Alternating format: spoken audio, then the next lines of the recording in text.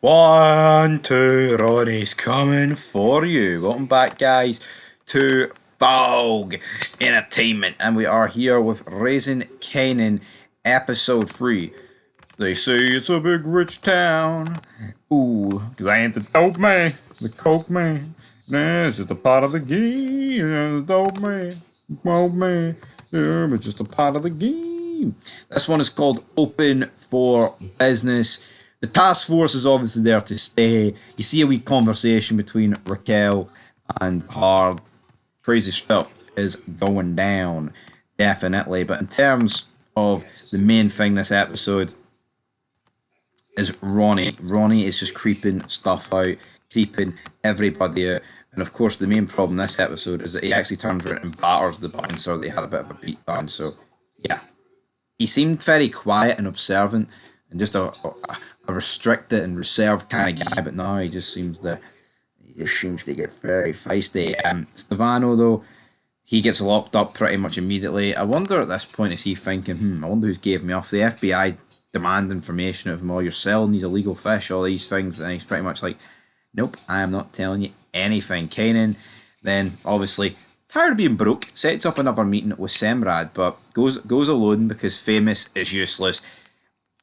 Famous isn't in like Par. He's obviously restricted to this show. I mean, like a lot of people actually. I mean, apart from Jukebox and Kanan. I mean, who else? Who is actually else in the original Par? Maybe there's someone else that I'm not thinking of, but I think Kanan will end up killing Famous because he's far too. He is a loose end. I don't think you could trust Famous to hold his like story together to the cops. Like we see Raquel turn over, basically says, you know what, I know you two are struggling. So here's the money, and he just like gives up easily. Now what he could have done is to keep the money for himself potentially, but they did inquire into the deaths of Crown and Salvazelli, but Stefano's not giving anything up. Hard tells Rack about all about this. So yeah, you've got this whole task force that's got all these murders, and they're going to want to put a pin into Sunday, that is for sure.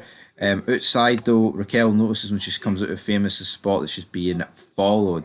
Ronnie then makes fun of Unique's girlfriend, wife, the mother of his child, whatever you want to call her.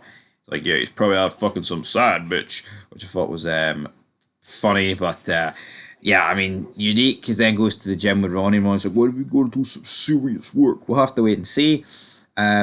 Obviously, we've also got the audition here for Jukebox. She goes with Marvin. Lou promised that he'd be there, but he ended up getting arrested. He goes into this bar, and it turns out, you're Johnson's boy.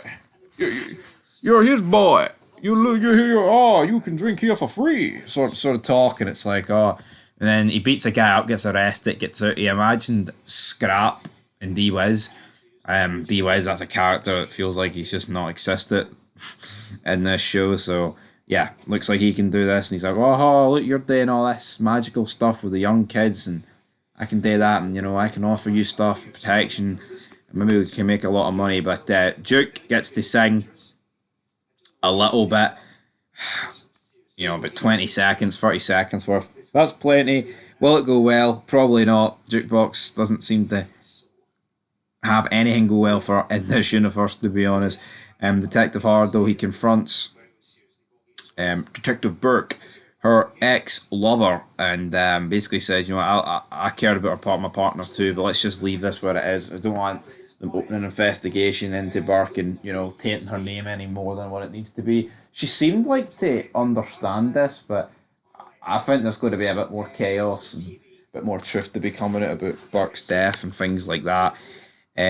Harding goes to the mosque, but he just can't bring himself to go inside to pray with his Muslim counterparts. They're putting the Muslims over in this show, Raising Kanan.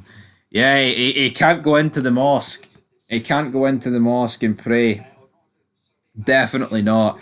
That would be bad, going into the temple and praying, obviously after all the heinous stuff that Hard's done. Are you not coming in, brother, Howard? Me here, Sam. No, I'm not. I'm not coming in. Raquel, though, obviously, her new house, Here's these women speaking when she's getting her hair done. Looks like she could be buying a new hair salon space.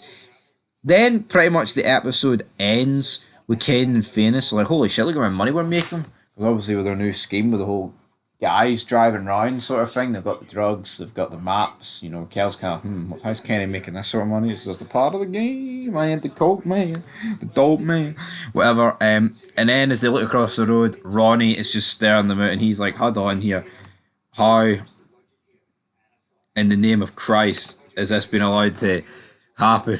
Why is Unique's brother staring at us, man? I thought it was a pretty bland episode. I see someone comment. I'm sorry, I can't remember your name, but they commented and said like that season 2 or 3, sorry, is like a really really bland season and not much happens. And I think after the first 2 episodes, I would disagree, but I can kind of guess where the direction of the season's going. But is Ronnie going to be like a proper antagonist? Or is he just going to be a guy that Unique's going to butt heads with? We'll have to wait and see. Anyway, guys, I'll give this episode I'll give it a 6 out of 10. It was pretty bland.